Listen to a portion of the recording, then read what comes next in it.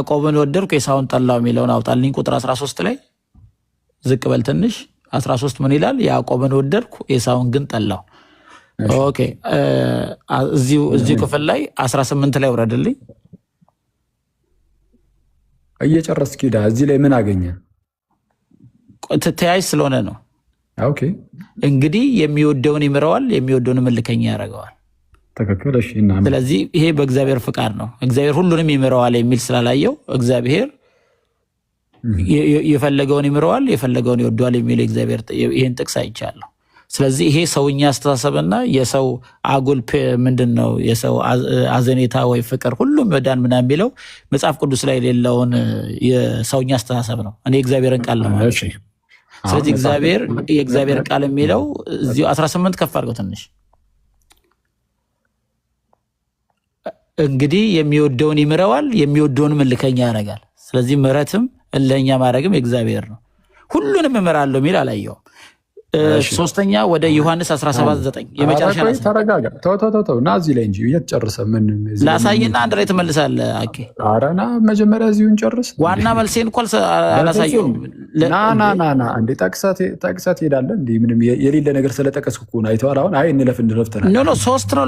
እኔ ዋናውን አልጠቀስኩልህ። ዋናውን ተጠቅሷል። አሁን እዚህ ላይ መጀመሪያ እንየው እስቲ ጥቅሱን እንየው። ያዕቆብን ወደድኩ ኤሳውን ግን ጠላው ተብሎ እንደተጻፈ ነው ይላል። አሁን ይህ ቃል እግዚአብሔር ሁሉም ሰው እንዲድኑ አይወድም ለሚለው ይጠቀሳል ወይ ከተባለ ኧረ ቤትም በኩል ከምን አንጻር ካልን ያዕቆብና ኤሳው እዚህ ጋር የተነሱት ለምንድን ነው? ከላይ ስለምን እየተወራ ነው? ከላይ የሚወራው አሁን ቀጥታ ያዕቆብና ኤሳውን ብቻውን ነጥለን ከተባለ ስለ ሕዝብ እየተወራ ነው። አይታችኋል። ውስጥ ያለው መንፈስ መጽሐፍ ቅዱስን እያስተማረ አይደለም፣ ዝም ብለህ ታነበዋለህ እንጂ። እንየው። እንዲህ ይላል። ከላይ ጀምረን ወደ ላይ ከፍ በለት ዮሐዴ። ቁጥር 1 ላይ ምን ብሎ ነው የሚጀምረው? ብዙ ሐዘን የማያቋርጥም ጭንቀት በልብ ያለብኝ ስል በክርስቶስ ሆኜ እውነትን እናገራለሁ፣ አልዋሽም፣ ሕሊናዬም በመንፈስ ቅዱስ ይመሰከርልኛል ይላል ጳውሎስ። አሁን ጳውሎስ የምር መንፈስ ቅዱስ ይመሰከርለታል። የስ ምንድነው በውስጥ ያለው አለ ጳውሎስ? ብዙ ሐዘን የማያቋርጥም ጭንቀት በልቤ ያለብኝ። እንዴ የምን ሐዘን የምን ጭንቀት ነው? ቀጠል አድርጎ ይናገራል። ምን ብሎ? በስጋ ዘመዶቼ ስለሆኑ ስለ ወንድሞቼ ስለ አይሁዳውያን ማለት ነው ከክርስቶስ ተለይቼ እኔ ራሴ የተረገምኩ እንደሆን እጸልይ ነበርና ስለ እነርሱ ስል እንደወቅ። ለምን እየጠፉ ነው? አይሁዳውያን እየተቆረጡ ነው። ለእነርሱ ስል እኔ እንደው የተረገምኩ ብሆን እነሱ እንዲመለሱልኝ ነው። እሺ ቀጠል አድርገን እንዲህ ይላል። እነርሱ እስራኤላውያን ናቸውና ልጅነትና ክብር ኪዳንም የሕግም መሰጠት የመቅደስም ስርዓት የተስፋውም ቃላት ለእነርሱ ናቸውና አባቶችም ለእነርሱ ናቸውና ከእነርሱም ክርስቶስ በስጋ መጣ፣ እርሱም ከሁሉ በላይ ሆኖ ለዘላለም የተባረከ አምላክ ነው፣ አሜን ይላል። አሁን እንዲህ ያለው ሕዝብ እየጠፋ ነው። ይህ ሕዝብ ደግሞ እንዲጠፋ አልፈልግም ነው ጳውሎስ እያለ ያለው። ስለዚህ ምንድን ነው ታዲያ ነው አሁን ይህ ሕዝቡ እንደ ሕዝብ ለምንድን ነው እየጠፋ ያለው? እግዚአብሔር ይህንን ሕዝብ ዝም ብሎ ትቶት ነው? አሁን እነዚህ ሰዎች እንደሚሉት ማለት ነው ጠልቷቸው ነው? ማዳን እነሱን ስላልፈለገ ትቷቸው ነው? አይደለም። ነገር ግን የእግዚአብሔር ቃል የተሻረ አይደለም ይላል። እነዚህ ከእስራኤል የሚወለዱ ሁሉ እስራኤል አይደሉምና የአብርሃም ዘር ስለሆኑ ሁላቸው ልጆች አይደሉም። እንዴት ነው ከእስራኤል የሚወለዱ ሁሉ እስራኤል የማይሆኑት?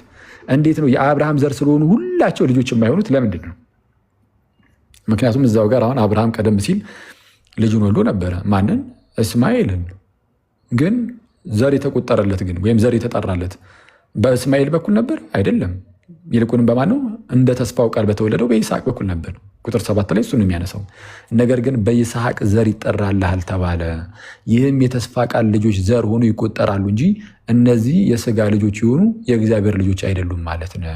ስለዚህ ዝም ብሎ በስጋ ስለተወለደ ብቻ አይደለም ነው።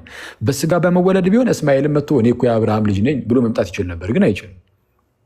ዘር የተጠራለት አብርሃም በማን በኩል ነው?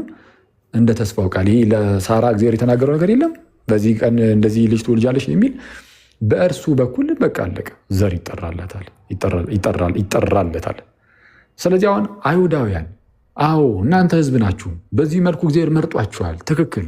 ሲመርጣችሁ ምንም ከእናንተ ታይቶ ሳይሆን በቃ እግዚአብሔር በተስፋው ቃል እያደረገ ምናምን መርጥ። አሁን እስራኤላውያን ቦስት ያደርጋሉ። እኛ እኮ የአብርሃም ልጆች ነው፣ እናንተ የአብርሃም ልጆች ነን ስላላችሁ አይደለም። እግዚአብሔር ነው ከአብርሃም ለምሳሌ እስማኤልን ትቶ ይኸው ይስሐቅን መረጠ። በምን? በሕዝብነት በኩል ሕዝብ ሆኖ እንዲመጣ ማለት ነው፣ ዘሩ እንዲጠራ። ቀጠል አድርጎ ምን ይላል? እሺ ቁጥር 9 ላይ ይህ በዚህ ጊዜ ይመጣለሁ ለሳራም ልጅ ይሆንላታል የሚል የተስፋ ቃል ነውና ይህ ብቻ አይደለም ይላል። እሺ አሁን እዚህ ላይ አንድ ነገር ተመልከቱ። ስለ ህዝብ ስለምን አይነት ህዝብ እያወራ እንደሆነ እንድታውቁት ማለት ነው። እግዚአብሔር ዓለምን ለማዳን ሲል አስቀድሞ አንድ ህዝብን መርጦ ነበር። ያንን ህዝብ የመረጠው ማንን ለማዳን ነው? ያንኑ ህዝብ ብቻ አይደለም፣ ያንኑ ህዝብም ፕላስ ደግሞ ቀሪውንም ዓለምንም። በዘፍጥረት ምዕራፍ 18 ላይ እንደተነገረው ቁጥር 22 አካባቢ አሕዛብ በዘርህ ይባረካሉ የሚል ቃል ተነግሮታል ለአብርሃም። አሕዛብ በምንህ በዘርህ ይባረካሉ። ስለዚህ ዘሩ ይመጣል። ዘሩ ሲመጣ አስቀድሞ እርሱ ለሚወጣበት ክርስቶስም ከእነርሱ በስጋ መጣ እንዲል ከእነርሱ የመጣው ከአይሁዳውያን ነው የመጣው ክርስቶስ በስጋ ሲመጣ ማለት ነው። ለእነርሱ ብቻ አይደለም አሕዛብ በዘር ይባረካሉ እንዲል ለሁሉም ነው። ስለዚህ ለሁሉም ለሚሆነው ድህነት እግዚአብሔር እንደማቆያ ህዝብን አስቀምጧል። ለድህነት ለማዳን ግን ማንን ነው? እነዚህን ህዝብን ብቻ ነው አይደለም፣ ሁሉንም ነው ለማዳን የሚመርጠው ማለት ነው። ከቀጠል ያደርግና እንደዚህ ይለን። እሺ ፖዝ ሆናል ይዋዴ። ስለዚህ አሁን አይሁዳውያን ቦስት ያደርጋሉ ብያቸዋል፣ ይኩራራሉ። እኛ እኮ የአብርሃም ልጅ እንደዚህ ምናምን ይላሉ። ይኸው የአብርሃም ልጅማ በእስማኤልም በኩል የመጡት እንደዛ ይበሏ ያስበልባቸውም ያስበልባቸዋል። ግን እንትን ቢሉስ አይ እሱ እኮ እስማኤል እኮ የአጋር ልጅ ነው የባሪያይቱ ልጅ ነው፣ እኛ ግን እንደው የሳራ ልጆች ነን ምናምን ሊሉ ይችላሉ። ኦኬ ዘን እንደዚህ እናድርገው ነው። ቀጠል ያደርግና ምን ይላል ጳውሎስ? እሺ ይህ ብቻ አይደለም ይልና ነገር ግን ርብቃ ደግሞ ከአንዱ ከአባታችን ከይስሐቅ በጸነሰች ጊዜ አለ። አይቷል። አሁን የጸነሰችው ርብቃ ናት። ያውም ከአንዱ ከአባት ከሁለት የተለያዩ አባቶች ማለት ከአንድ አባት ከማን? ከይስሐቅ በጸነሰች ጊዜ ልጆቹ ገና ሳይወለዱ በጎ ወይም ክፉ ምንም ሳያደርጉ ከጠሪው እንጂ ከስራ ሳይሆን በምርጫ የሚሆን የእግዚአብሔር ሐሳብ ይጸና ዘንድ ለእርሷ ታላቁ ለታናሹ ይገዛል ተባለላት። ያዕቆብን ወደድኩ ኤሳውን ግን ጠላሁ ተብሎ እንደተጻፈ ነው አለ። የተመልከተዋል። የአብርሃም ሰዓት አይ እንደው እስማኤል እኮ ከባሪያይቱ ስለተወለደ ነው ብለው እንኳን ራሳቸውን ኩፍስ እንዳያደርጉ ማለት ነው። እኛ በሳራ በኩል ስለመጣን ነው ብሎ እንኳን እንዳይኳሩ፣ ይልቁንም እንደ ተስፋው ቃል የሚጸና ሀሳብ ብቻ እንዳለ እንዲረዱት ምን ይላቸዋል? ይኸው ርብቃን ተመልከቱ። እቺ እናታችን ርብቃ ከአንዱ ከአባታችን ከይስሐቅ ልጆችን ጸነሰች። ስለዚህ አሁን እዚህ ጋር ከባሪያይቱ ምናምን የሚል ሀሳብ ራሱ ሊያቀርቡ አይችሉም።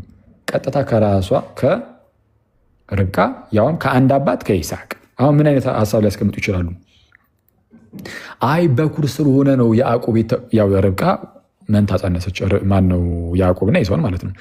በኩር ስለሆነ እኛ እኮ የበኩሩ ልጆች ነን፣ በእርሱ በኩል ነው በረከትን የተቀበልነው እንዳይሉ ራሱ ታላቁ ለታናሹ ይገዛልሽ አልተባለላት ለርብቃ ማለት ነው። እግዚአብሔር አስቀድሞ እንደዛ አላት። በማኅፀንሽ ሁለት ህዝብ አለን የሚላት በነገራችን ላይ ሁለት ህዝብ አለ በማኅፀንሽ። በያዕቆብ በኩል የሚመጣ ህዝብ አለ፣ በይስሐቅ በኩል የሚመጣ ህዝብ አለ። ኦኬ። ስለዚህ አሁን አይሁዳውያን መኩራራት ይችላሉ? አይችሉም። ያው ማለት በበኩሩ በኩል መተን ነው ብለው እንኳን እንዳይናገሩ አሁን የዛ የዘር ጉዳይ የስጋ ጉዳይ ብቻ ተደርጎ እነሱ አሁን በስጋ እኮ እኛ እያሉ ስለሚመኩ በስጋማ ይኸው ለምሳሌ ከይስሐቅ የተወለደው ለምሳሌ ኤሳው ነው። በኩሩም እሱ ነው፣ ኤሳው ነው።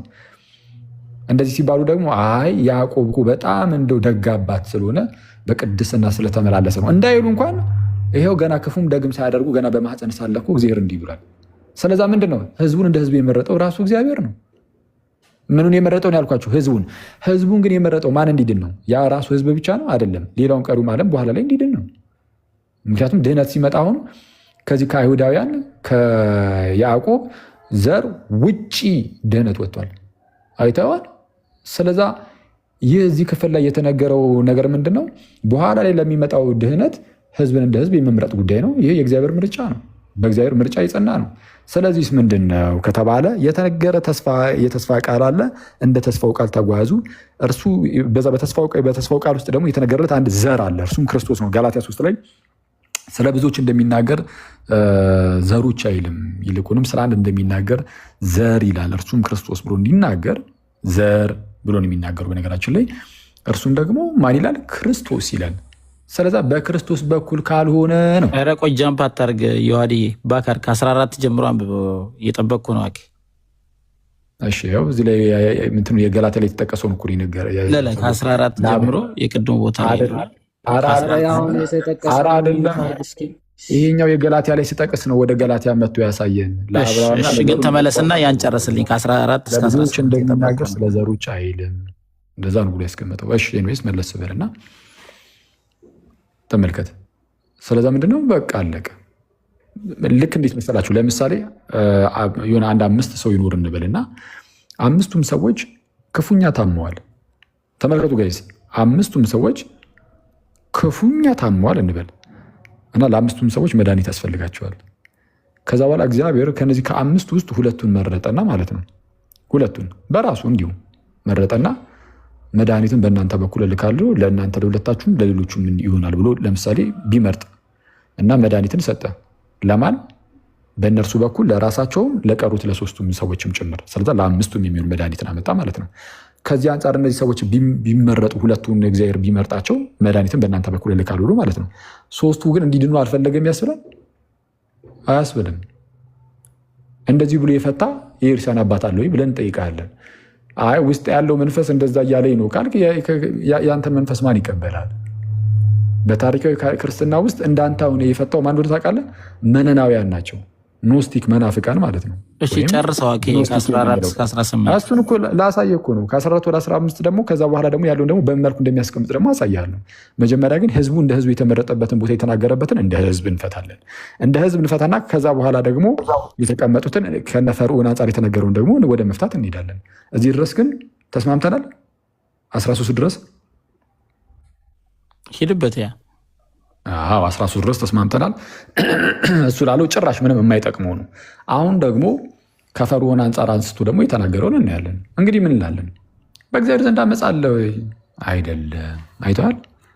በእግዚአብሔር ዘንድ አመፅ አለ ወይ? አድሎ እንደዚህ አመፅ ምንም ዝም ብሎ ብቻ ይሁን አርቢትራሪ የሆነ ምርጫን ያካሄዳል ወይ? እንደዛ እኮ አይደለም። አመፅን እየሰራ እኮ አይደለም እግዚአብሔር። እናንተ እግዚአብሔርን አመፀኛ አደርጋችሁን ያስቀመጣችሁት፣ አንዱን እየማረ ያውም ደግሞ በነገራችን ላይ ወንድማችን ያስቀመጠው በመልኩ ነበር። አንዳንዱን ይምረዋል፣ አንዳንዱን ደግሞ የሚሄደውን ደግሞ እልህኛ ያደርጓል ብሏል። ስለዛ በሁለት ሳይድ የሆነ ፕሪደስቲኔሽንን ሲቀበል ያለን። አሁን ቅድም ከኢዮብ ጋር ሲያወራ የሚጠፉት በራሳቸው ምክንያት ብቻ ነው እንጂ ከእግዚአብሔር ጋር አይገናኝም ሲል ነበረ። ሰምታችሁት ከነበረ ማለት ነው። የምታስታውሱ ከሆነ ምን ብሎ ነበረ? የሚድኑት ሰዎች የዳኑት በእግዚአብሔር ቅድመ ውሳኔ ነው፣ የሚጠፉት ግን በራሳቸው ነው እንጂ እግዚአብሔር ወስኖባቸው ነው፣ እንደዛ አይደለም ብሎ ሲናገር ነበር። አሁን ደግሞ አይ እነሱ ለእኛ የሚሆኑትም ለእኛ የሚያደርጋቸው ራሱ እግዚአብሔር ነው ብሎ ደግሞ ሲመሰክር ታዩታላችሁ። እግረ መንገዳችንን ማንን ነው ልንመለከት የሚገባው? ውስጡ ያለውን መንፈስ እንዴት እርስ በርሱ የተቃረነ ትምህርትን ለወንድማችን እያቀበለው እንደሆነ። ስለዚህ ይህ ወንድማችን ከእንደዚህ የተቃረነ ትምህርት ከሚያቀበለው መንፈስ ሊወጣ እንደሚገባ ራሱ ልንነግረው ይገባል። እሺ ቀጥል፣ አሁን እናንብበው። እንግዲህ ምን እንላለን? በእግዚአብሔር ዘንድ አመፅ አለ ወይ? አይደለም።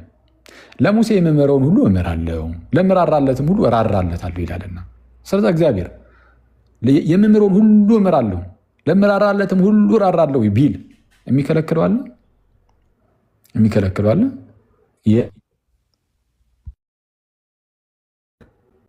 ሰዎቹ አንፈልግም ቢሉ ግን እግዚአብሔር በቃ ምሕረትን አደርጋለሁ ስላለ ብቻ ያደርግላቸዋል ማለት ነው። እሱን አብረን እናያለን። ምክንያቱም አሁን ቁጥር 16 ላይ ይህንን የሚመስል ነገር ተቀምጣል ብሎ ስለሚያስቡ ምን ይላል? እንግዲህ ምሕረት ለወደደ ወይም ለሮጠ አይደለም ከሚምር ከእግዚአብሔር ነው እንጂ። ቀጠል ያደረግና የፈርዖንን አንድ ላይ አንስቼ ተገናኝ ስለሆነ ከእሱ ጋር አብሬ አንድ ሌላ አብራራላችሁ። መጽሐፍ ፈርዖንን ኃይልን በአንተ አሳይ ዘንድ ስሜን በምድር ሁሉ ይነገር ዘንድ ለዚህ አስነሳው ይላልና፣ እንግዲህ የሚወደውን ይመራዋል፣ የሚወደውንም እልከኛ ያደርገዋል ተባለ። ስለዚህ አሁን በዚህ ትምህርት ላይ ከዚህ ጥቅስ በመነሳት አንዳንዶች ምን ይላሉ? ፈርዖንን ሆን ብሎ ነው እግዚአብሔር ራሱ እልከኛ ያደረገው ማለት የሆነ ፈርዖን ምናምን የምርም እንደዚህ አይነት ሰው ሆኖ ላይሆን ይችላል፣ ግን በቃ እግዚአብሔር ነው ራሱ ነው እግዚአብሔር ፈርዖንን ሆን ብሎ እልከኛ ያደረገው።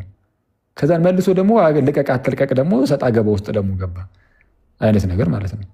ይህ ብቻ ደግሞ ሳይሆን በዚህ ጥቅስ ላይ ደግሞ በመንተራስ ይሉናል አንዳንዶችን እግዚአብሔር እልህኝነት ኃጢአተኛነት ነው። አንዳንዶችን እግዚአብሔር ኃጢአተኛ ያደርጋቸዋል።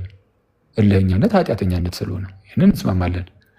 አሁን የፕሮቴስታንቱ ኮር የሆነ ትምህርት ነው ባይዘው እየነካን ያለ ነው። በደንብ አድርጋችሁ እዩት ፕሮቴስታንቲዝም ምን እንደሆነ።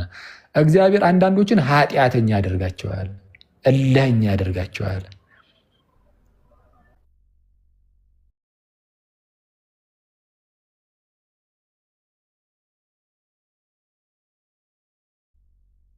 ተቋረጥክ የማንለውን ስንል አንዳንዶችን ደግሞ ተቋርጠ ነበር ይምራቸዋል። ደውን ከኛ አደርጋ ትልበል ኮኔክት ላድርግ ስልክ ጋር እኛ ግን ኃጢአተኛ ያደርጋቸዋል አላልንም። ያላልነውም ባትል ደስ ይለኛል። ያልኩት ላይ ብቻ እንጂ ይሄን የጠቀስከው ያው ሰው ኃጢአተኛነቱን በራሱ ነው ኃጢአተኛ የሆነው። ምህረት ግን ለወደደ ለሮጣ አይደለም፣ ከሚምር እግዚአብሔር ምህረት ነው።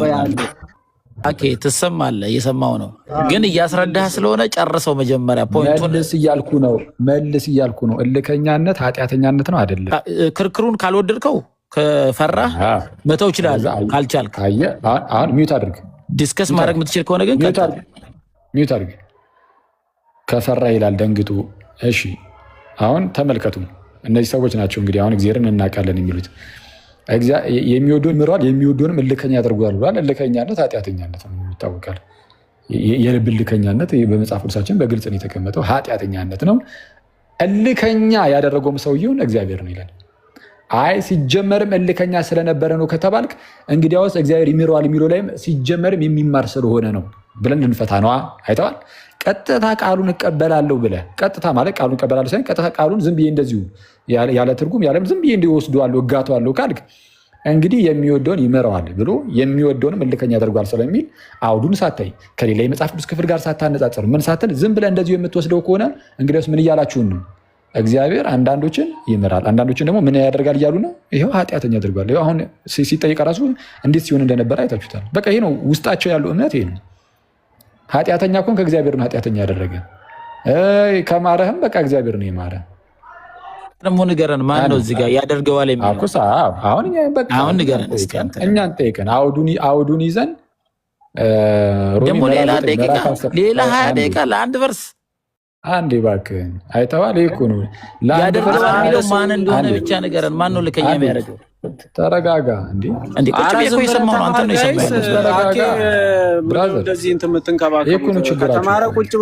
ለአንድ ቨርስ 20 ደቂቃ ወስደህ እውነተኛውን ትምህርት ብትወስድ እውነተኛውን ትምህርት እዛ ጥቅሱ ላይ የተላለፈውን እውነተኛውን ትምህርት ብታገኝ 20 ደቂቃ ወስደህ ማለት ነው። ኧረ ለምን 2 ሰዓት አትወስድም? ግን ውስጡ ያለውን ትክክለኛውን የእግዚአብሔርን ሀሳብ ብታገኘው ህይወት ይሆንልሃል። ግን እዛች ቨርስ ውስጥ ያለችውን ልክ እንዳንተ አሁን በ2 ሰከንድ ዝም ብለህ ሄድ ብለህበት የእግዚአብሔርን ሀሳብ ሳታገኝ ይልቁንም የሰይጣንን ሀሳብ ብትቀበል ሰይጣንን መጽሐፍ ቅዱስን ስለሚጠቅስ ማለት ነው ብትይዝ ትሞትበታለህ። ከምትሞት ለምን ትሞታለህ ነው በቃ። ህይወት አይሻልም ወይ ነው። ስለዛ ተረጋግተህ ስማ። እሺ አሁን ላሳያችሁ ምን እንደሚል። ለሙሴ የምምረውን ሁሉ እመራለሁ፣ ለምራራለት ሙሉ እራራለታለሁ ይላልና ካለ በኋላ እንግዲህ ምህረት ለወደደ ወይም ለሮጥ አይደለም ከሚምር ከእግዚአብሔር ነው እንጂ። ምን ማለት ነው? ምህረት ለወደደ ወይም ለሮጥ አይደለም ከሚምር ከእግዚአብሔር ነው እንጂ ማለት የምህረት ምንጩ ማን ነው? እግዚአብሔር ነው ነው ቀለቀ። ለምሳሌ እግዚአብሔር አልምርም ቢል ወይም የእግዚአብሔር ምህረት ባይገለጥ አንድ ሰው ማረኝ እያለ ስለሮጠ መማር እፈልጋለሁ ይማረኝ እግዚአብሔር ስላለ ብቻ የእግዚአብሔር ምህረቱ ባልተገለጠበት ሁኔታ ምህረትን ሊያገኝ ይችላል? አይችልም። ምህረትን የሚፈጥረው የሰው መፈለግ አይደለም። ምህረትን የሚፈጥረው የሰው መሮጥ አይደለም። ምህረት ከራሱ ከእግዚአብሔር ነው። እግዚአብሔር በምህረቱ ባለጠጋ እንደተባለ። ስለዚህ የመጀመሪያው ማወቅ ያለብን ምህረት ከእግዚአብሔር አይቷል። የመጀመሪያው የሚመጣው ይሄ ነው። ይህንን ለማስረዳት ምን አለ ጳውሎስ? ምህረት ለወደደ ወይም ለሮጥ አይደለም ማለት አይቷል። የምህረት ምንጩ እግዚአብሔር እንጂ የእኛ መፈለግ አይደለም አስቀድሞ።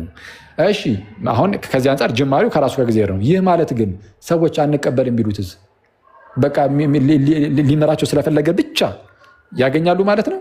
አይደለም። ልክ እንዴት መሰለህ? ኦሪጅን ሲናገር እንዲህ ይላል ከ1700 ከ1800 ዓመት በፊት አካባቢ በታሪክ ውስጥ በመልኩ መጽሐፉን ተመልክተውታል የሚለውን ማየት ይጠይቃል። ይህንን መጽሐፍ ልክ አሁን አንተ እንደተረጎምከው አድርገው ኖስቲክ ወይም እኛ ግኖስቲክ የምንላቸው እነዚህ መናፍቃን ጥንት ላይ የነበሩ በኢርሳን ውስጥ ተነስቶ የነበሩ መናፍቃን ልክ እንዳንተ ተርጉሞ መጥተው ነበር። አይ በቃ እግዚአብሔር እንደዚህ ነው፣ ነፃ ፈቃድ የለንም፣ አንዳንዱን ይምራል አንዳንዱን አይምርም ብለው ማለት ነው ሲነሱ በኢርሳን ውስጥ የሚታወቅ አንድ ሊቅ ተነሳ ነው ኦሪጅን የተባለ ምን ብሎ ያብራራል? ዲ ፕሪንሲፕ መጽሐፉ ላይ ማለት ነው ኦን ዘ ፈርስት ፕሪንሲፕል ላይ ምን ብሎ ያብራራል? ልክ በመዝሙር ላይ እንደተነገረው ነው። እግዚአብሔር ቤትን ካልሰራ ሰራተኞች በከንቱ ይደክማሉ፣ እግዚአብሔር ሀገርን ካልጠበቀ ጠባቂዎች በከንቱ ይደክማሉ ተብሎ እንደተነገረ እግዚአብሔር ቤትን ካልሰራ ነው የሚለው። ሰራተኞች በከንቱ ይደክማሉ። አሁን እግዚአብሔር ቤትን ካልሰራ በቃ አይሆንም። ስለዚህ አሁን ነገርየው ለማን ይሰጣል? ከሰዎቹ ይልቅ ለእግዚአብሔር ይሰጣል። በቃ እግዚአብሔር ቤትን ካልሰራ ሰራተኞች በከንቱ ነው የሚደክሙት። የእግዚአብሔርን እርዳታ ከፍ ከፍ አድርጎ ያሳያል። አሁንም ጳውሎስም እዚህ ጋርም እያደረገ ያለው ልክ እንደዛው ነው። ምን እግዚአብሔር ካልማረ እኛ የፈለገ ብንደክም ምን እናመጣለን? ስለዛ የእግዚአብሔርን ምሕረት አጉልቶ ማሳየት ይባላል። እግዚአብሔር ደግሞ አዎ ልማራቸው ብሎ ሰዎቹ ግን አንፈልግም ቢሉ እስቲል አይማሩ። ስለዛ ከሰዎቹ የሚጠበቅ ነገር ይኖራል። ለዚህ አሁን እውነት ማስረጃ አለ አውዱ ይህንን ይናገራል ካላችሁኝ አውጣለት። ዮሐዴ 10ኛው ምዕራፍ ላይ ሂድ ቁጥር 21 ተያያዥ ነው። ምዕራፍ 9 አይደል? ምዕራፍ 10 ምዕራፍ 11 ተያያዥ ናቸው። ቀጣዩ ምዕራፍ ቁጥር 21 ላይ ሂድ። ምዕራፍ 10 ቁጥር 21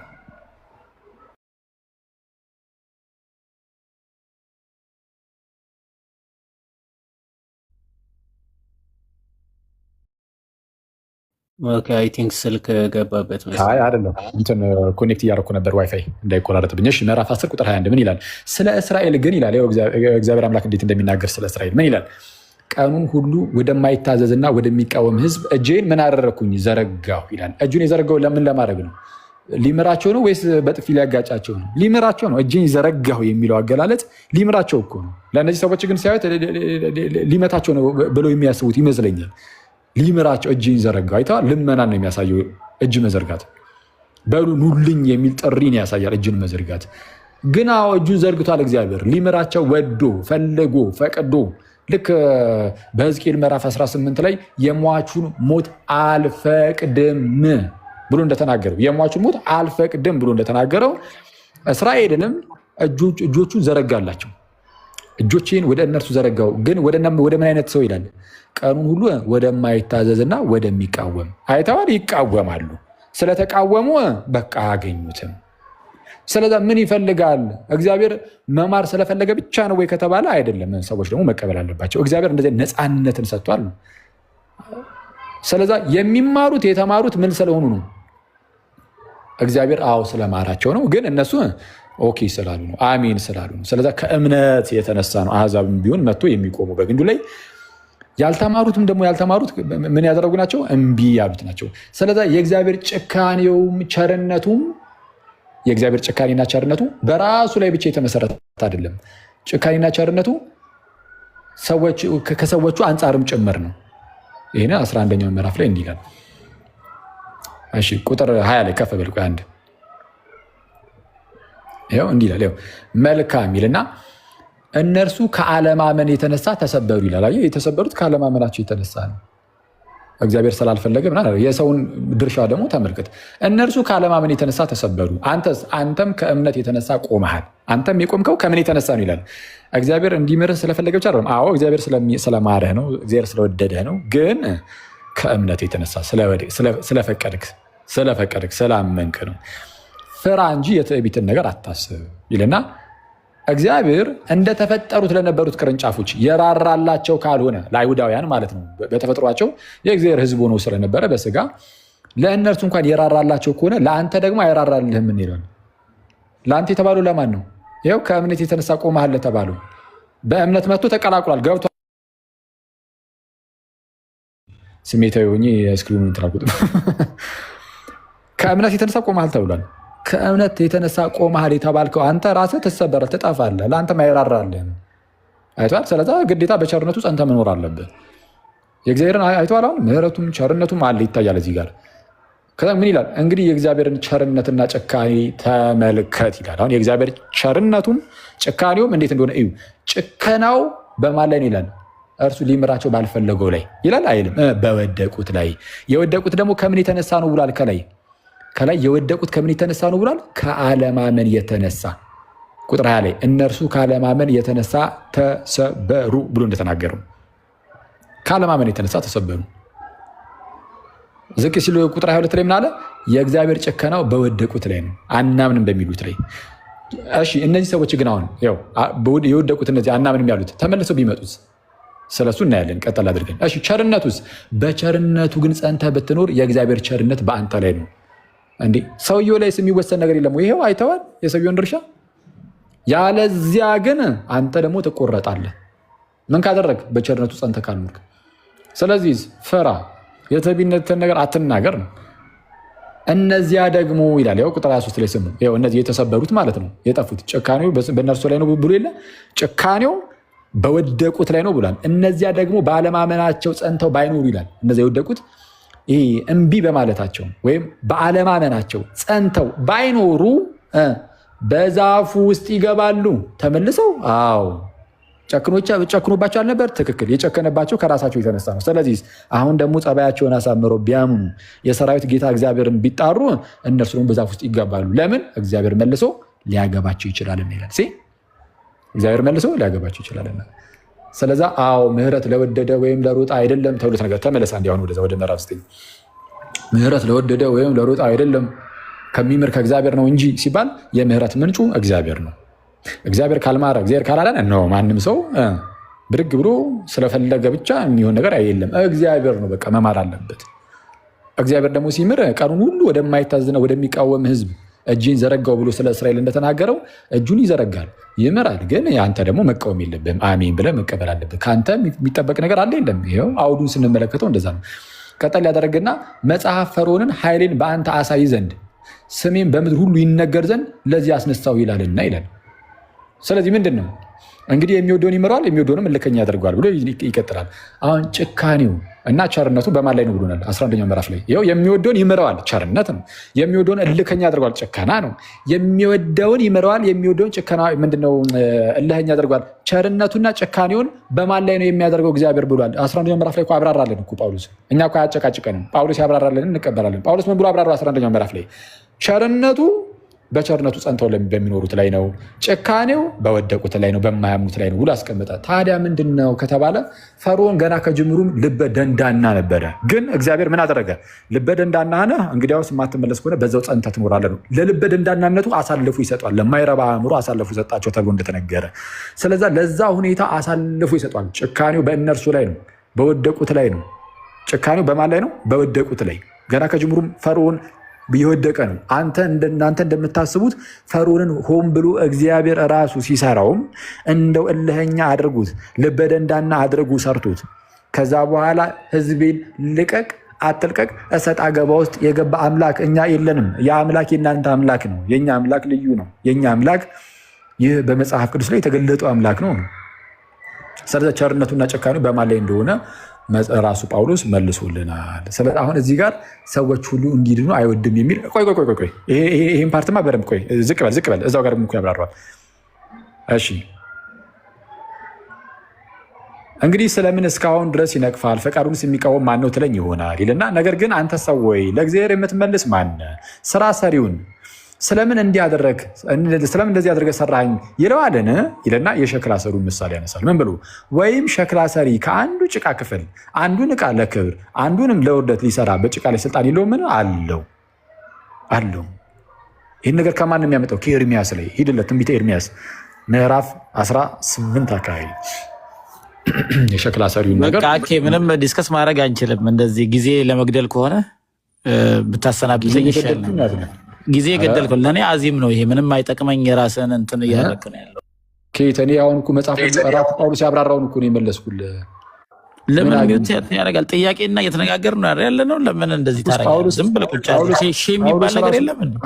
ጳውሎስ ያብራራውን እኮ ነው ያመጣሁልህ። በራሴ እኮ አላብራራሁም። የራስህን ነው ያልሆነ ፍቺ ነው እየሰጠ ያለው። ተሳስተሃል። ቸርነቱና ጨካኙ በማን ላይ ነው ይላል ሶቨሬን። ቆይ ተሳስተሃል በጣም። ጥያቄውን አልነሳው። ይሄኛው እንደዚህ ነው ብለህ ቨርስ ስጥ ነው ያልከው። ልክ ካልሆነ ብለህ ፓስ ነው ማለት ነው። አንዴ እቺ ጨርሳትና መልሰን አሁን ያንተንም የኔንም እንመዝን የሚባል ነገር የለም እንዴ? ቆይ አንዴ እባክህ። የመማ ጥቅስ አምጣ የተባልከውን እኮ ያላመጣኸው እስካሁን እኮ ጥቅሱን አላመጣህም። ሰዎች ሁሉ ይሄን ላብራራ አንዴ ብለህ ነው። ሶስተኛ ጥቅስ ልስጥና እሱን ደግሞ አብራራው። እሱንም አብራራለሁ፣ ችግር የለም። ይሄ በቃኝ። አንተ በቃ እሺ፣ ችግር የለም። አንተ በቃ ግን ህዝቡ አንዴ እኔ እኮ ነኝ እሺ፣ ጨርስ። አንድ ደቂቃ ውስጥ ሼም ያዝ። በአንድ ደቂቃ ውስጥ ከዛን ወደ ተቀምጫለሁ። እሺ፣ መልካም። እሺ ቁጥር 1 ላይ ሄዳ አንዴ ቆይ ታሪኩን እንዲያውቁት ዮሐዴ። እሺ ከእግዚአብሔር ዘንድ ወደ ኤርሚያስ የመጣ ቃል እንዲህም አለው። ምን አለው? ተነስተህ ወደ ሸክላ ሰሪው ቤት ውረድ፣ በዚያም ቃሌን አሰማለሁ ይሏል። አሁን ተመልከቱ ጋይስ፣ የእግዚአብሔር ቃል ወደ ኤርሚያስ ይመጣል። ከዛ በኋላ ወደ ሸክላ ሰሪው ቤት ሂድ ነው የሚለው። ወደ ሸክላ ሰሪው ቤት ሂድና በዛ ቃሌን ታደምጣለህ፣ ቃሌን አሰማሃለሁ አለው። ከዛ ወደ ሸክላ ሰሪ ቤትም ወረድኩኝ፣ እነሆም ስራውን በመንኮራኩር ላይ ይሰራ ነበር ያለ አይቷል። ሸክላ ሰሪው ይሰራዋል፣ ይህንን ስራው በመንኮራኩር እያደረገ ሸክላውን ይሰራል። ከጭቃም ይሰራው የነበረ ዕቃ በሸክላ ሰሪው እጅ ተበላሸ ይላል። ይኸው ተመልከቱ ጋይስ፣ በሸክላ ሰሪው እጅ ማለት ነው ያ ጭቃ ተበላሸበት። ልክ ሲበላሽ ምን አደረገ ሸክላ ሰሪው? ይሄኛው እንደውም ጥሩ ነው እንኳን ተበላሸ ለውርደት ይሁን ብሎ እንደዚህም ብሎ ያስቀምጠው አይደለም። ምን አደረገ? ሸክላ ሰሪውም እንደወደደ መልሶ ሌላ ዕቃ አድርጎ ሰራው ይላል። እንደወደደ ሌላ ዕቃ አድርጎ አይተዋል። የተበላሸ አድርጎ አላስቀምጠውም። ሸክላ ሰሪው እንዴት አይነት ሰሪ ነው አይተዋል።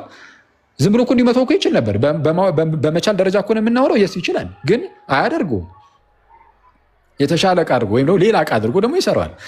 አሁን የእግዚአብሔር ቃል ወደ እኔ እንዲህ ሲል መጣ ይላል ቁጥር 5 ላይ የእግዚአብሔር ቃል ወደ እኔ እንዲህ ሲል መጣ። ምን አለ? የእስራኤል ቤት ሆይ ይህ ሸክላ ሰሪ እንደሚሰራ በውኑ እኔ በእናንተ ዘንድ መስራት አይቻለኝምን? ይህ ሸክላ ሰሪ እንደሚሰራው በውኑ እኔ በእናንተ ዘንድ መስራት አይቻለኝምን? እነሆ ጭቃው በሸክላ ሰሪ እጅ እንዳለ እንዲሁ እናንተ በእኔ እጅ ያላችሁ አይደለምን?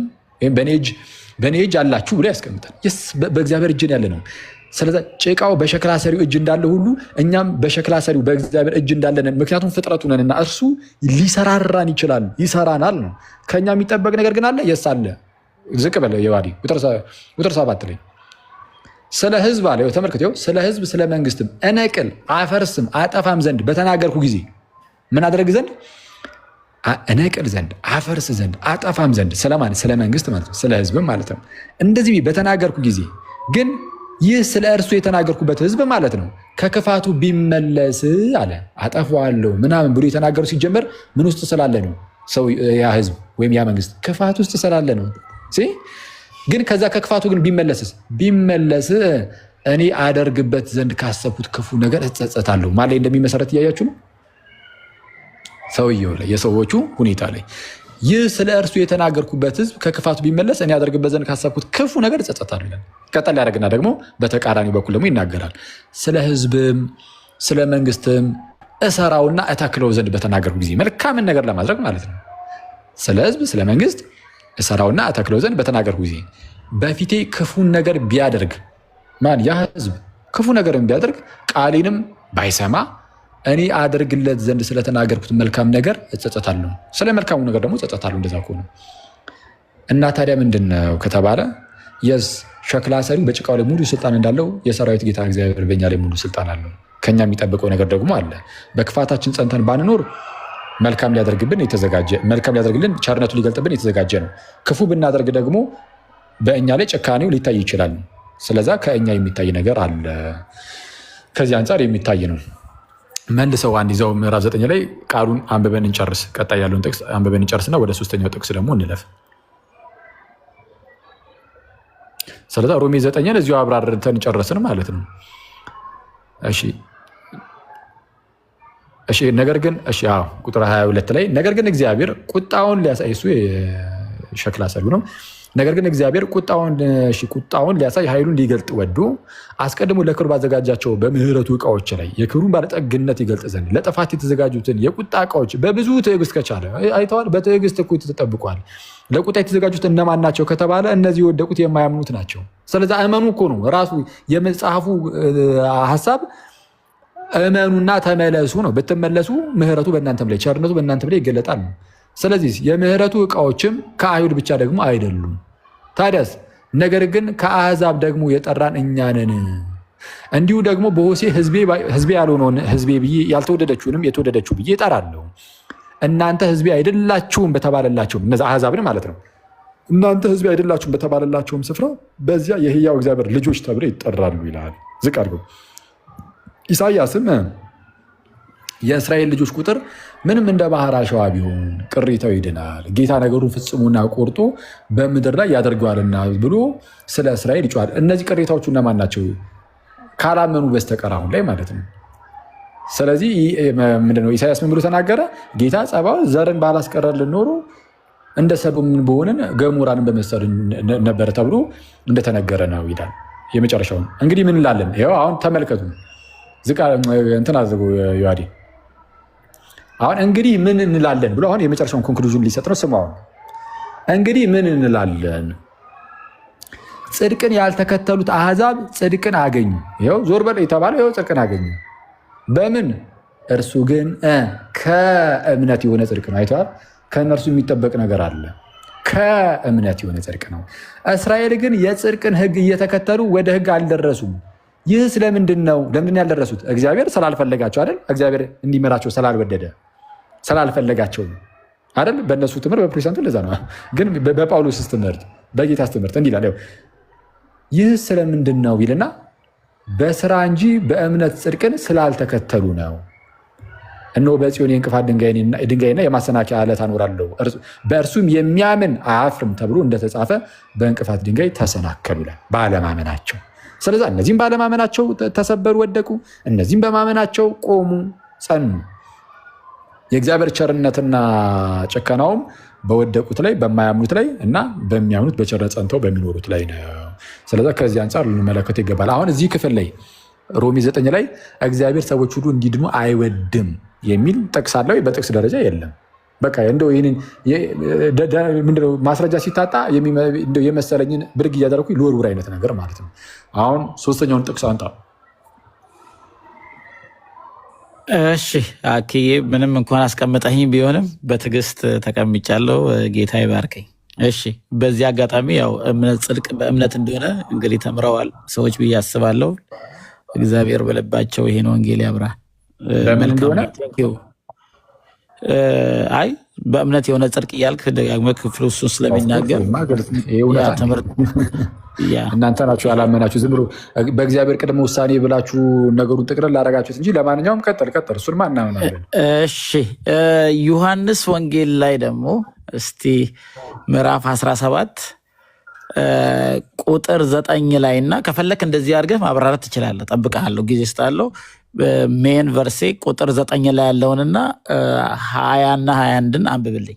ቁጥር 9 መጀመሪያ አንብብ። ኢየሱስ ክርስቶስ የተናገረው የጸለየው ጸሎት ነው። ያ ኢየሱስ ነው የተናገረው፣ ለእግዚአብሔር አብ ኢየሱስ የተናገረው ነው። ያስ ቀጥል። እኔ ስለነዚህ ለምናለው፣ ስለ ዓለም አልለምንም ስለሰጠኸኝ እንጂ የአንተ ናቸውና ይላል። እሺ ምን አሁን እዚህ ላይ ዓለም ሁሉ እንዲድን አይወድም ይላል። 20 ላይ ያለውን አንብብና አንድ ላይ ከፈለክ ቻፕተሩን ሙሉ ማብራራት ትችላለህ። ጠብቃለሁ። 20 እና 21 ወዳጅ አታድክምን እንጂ ለተጠየቀው ጥያቄ እኮ ነው። ከፈለክ አያይዘህ እኮ ይሄንም አንብብልና ሁሉም አንተ ስጠን እንጂ የተጠየቀው እኮ አንተ እኮ ነህ። ጥቅሱን አመጣለሁ ያልከው ዓለምን ሁሉ ለማዳን አይወድም የሚልበትን ክፍሉን አሳየን እንጂ። እሺ 9 ላይ ሰዎች ሁሉ እንዲድኑ አይወድም የሚልበትን ክፍል አሳየን። ጥሩ 9 ላይ ኢየሱስ ክርስቶስ የተናገረው ነው። ይሄ ስለ እነዚህ ለምንሃለው አለ፣ ስለ ዓለም አልለምንህም አለ። ሁለት ነገር እና ምን ኦኬ ኢየሱስ ስለነዚህ አልለምንህም ስለ ዓለም ብሎ አልለምንህም፣ ስለነዚህ ግን ለምንሃለው አለ። እነዚህም ብቻ አይደለም 20 ላይ ደግሞ ለማን የለመነ? ከቃላቸው የተነሳ በእኔ ስለሚያምኑ ደግሞ እንጂ ስለነዚህ ብቻ አልለምንህም አለ። ስለዚህ ኢየሱስ የለመነለት አለ፣ ያለመነው አለ። ግልጽ አድርጓል ኢየሱስ። ስለ ዓለም አልለምንም ብሎ እኔ ቆይ አንዴ እኔ ጠየኩ። እግዚአብሔር ወይም ጌታችን ኢየሱስ ስለ ሰዎች ሁሉ ጸልየዋል። ስለማን የጸለየው? እሱን አይደለም ጥያቄ። ይሄን አስረዳኝ። ስለ ዓለም አልለምንህም ስለነዚህ ብቻ ነው መለምነው ብሏል። አይደለም ቆይ አንዴ እግዚአብሔር ሰዎችን ሁሉ ለማዳን አይወድም ብለኛል። እግዚአብሔር ሰዎችን ሁሉ ለማዳን አይወድም ቃል በቃል ነው ያልከው።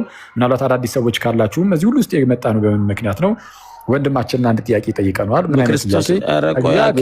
አስረዳኝ እንጂ ያልኩህ። አንዴ ተው እናስታውሳቸው እንጂ በክርስቶስ ኢየሱስ ያምኑት ብቻ እንዲድኑ ነው የእግዚአብሔር ፈቃድ ነው ያልኩት። እግዚአብሔር የሚወደው አይደለም። ቆይ አንዴ ሚዩት አድርገው።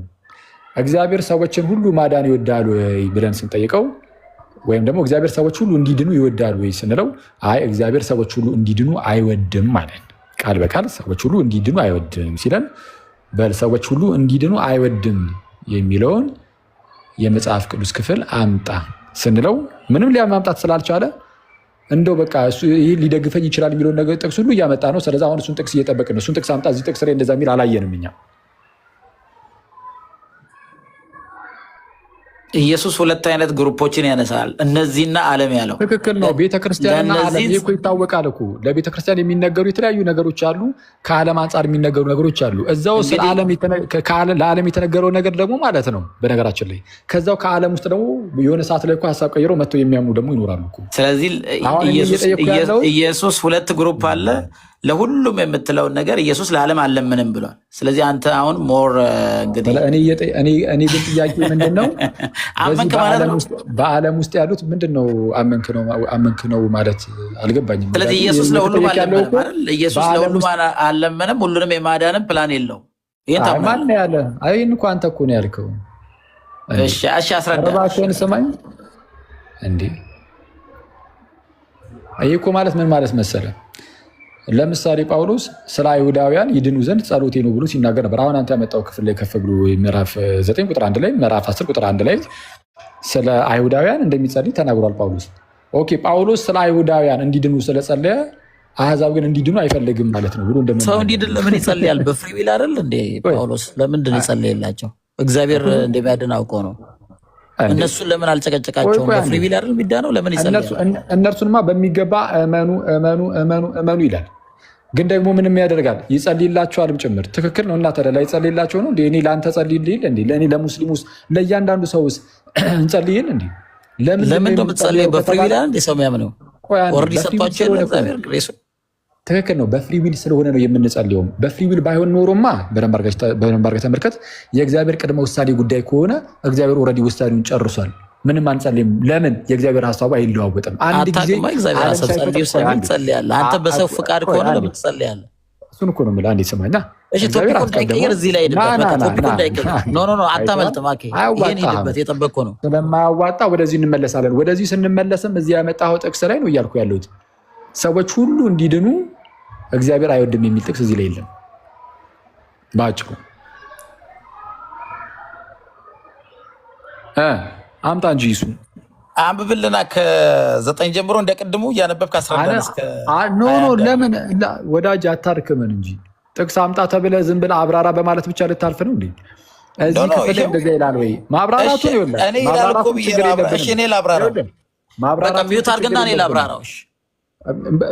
ያንተን ማብራሪያ እኮ አይደለም የምንፈልገው፣ የመጽሐፍ ቅዱስ ጥቅስ ነው የምንፈልገው። ጥቅስ እንዴ? እሺ አንተ አንብብልን። ይኸው ከ9 ጀምሮ ቀስ ያልክ አብራራልን። አንተ ማብራራት አይደለም የምንፈልገው፣ ጥቅስ ነው የምንፈልገው። ጥቅስ ነው የጠየቅነው፣ ያንተን ማብራሪያ ሳይሆን ጥቅስ የመጽሐፍ ቅዱስ ቃል። በቃ ያው ጌታ ለነዚህ ጸልየዋል፣ የእነሱን ቃል ለሚሰሙት ጸልየዋል፣ ለዓለም አልጸለየም። ስለዚህ እንደዚህ ያልክ እንዲህ ያልክ በጣም እንዴት እንዲባላል ብላችሁ አደንግጡ። ስለምንድን ነው የጸለየው? ምን እንዲሆኑ በክርስቶስ ኢየሱስ አምናችሁ ቅድም ያልኩትን መንፈስ ቅዱስ ተቀብላችሁ ዳግም በመወለድ የእግዚአብሔር ልጅ መሆን ትችላላችሁ። ምን እንዲሆኑ ብሎ ነው የጸለየው? ይኸው አንብበው አልኩ እኮ አላነብ አልከኝ። ቆይ አንዴ አጥፋው። አንዴ ዋዲ ምን እንዲሆኑ ነው የጸለየላቸው? ሀብት ነው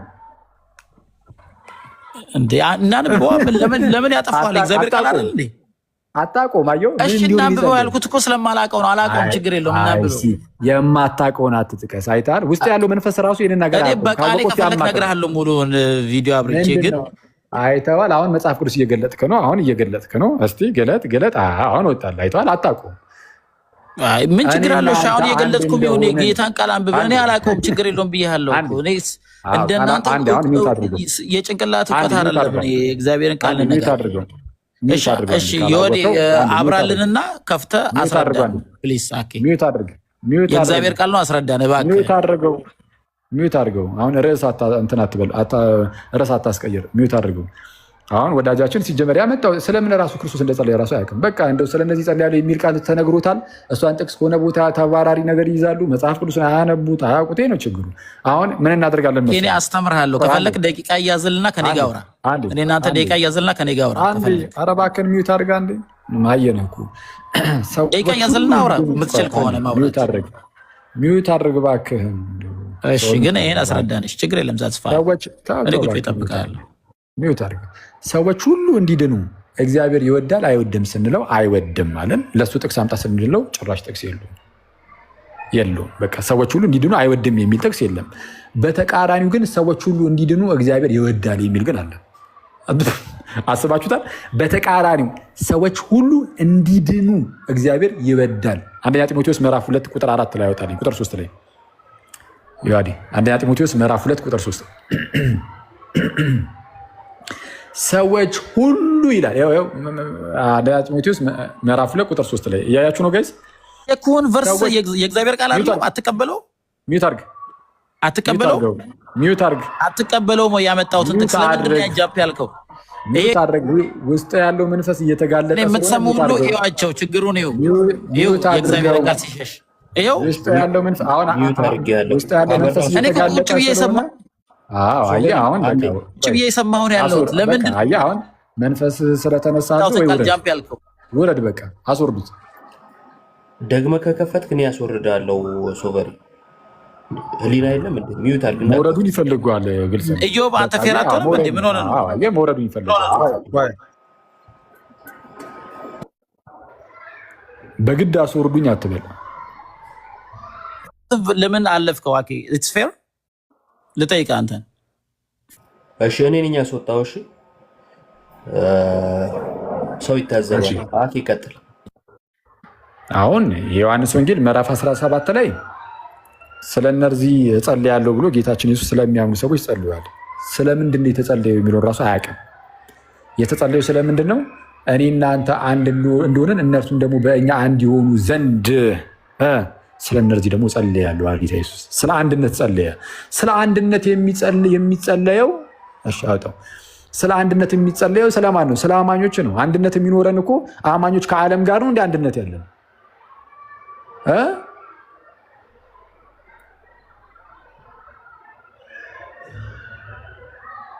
ሰው።